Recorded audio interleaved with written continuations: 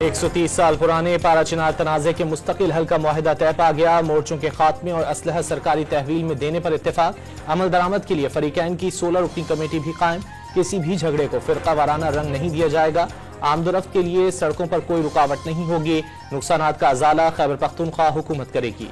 तनाज़ात हमेशा मुज़ाकरात से ही हल होते हैं। अमन मुआहिदे से कुरम का ज़मीनी रास्ता खुलने की राह हमवार।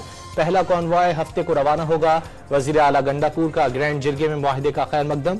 फरीकैन से मुनाफरत फैलाने वाले अनासिर को मुस्तरद करके मुत्तहद रहने की अपील भी कर दी। पारा चिनार मुआहिदे के बाद कराची समेत तमाम शहरों में MWM के धरने खत्म।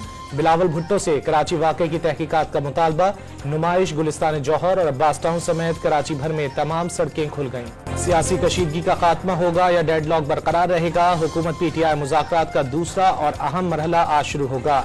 अपोजिशन कमेटी आज 2 मुतालबात हुकूमत के सामने रखेगी। सियासी कैदियों की रिहाई, 26 नवंबर और 9 मई वाक़यात की अदालती तहकीकात शामिल। बानी PTI को घर पर नजरबंदी की पेशकश नहीं की। PTI के दोनों मुतालबात छोटे नहीं बहुत बड़े हैं। हुकूमती तर्जुमान इरफान सिद्दीकी ने मामलात में पेचीदगी का एतराफ़ कर लिया। कोई भी इकदाम कानूनी दायरे का मोहताज करार। वज़ीर-ए-आज़म ने सरमायाकारी सहूलत काउंसिल की एपेक्स कमेटी का इजलास आज तलब कर लिया। कारकर्दगी रिपोर्ट पेश की जाएगी। नेशनल एक्शन प्लान की एपेक्स कमेटी का इजलास जुमे को तलब।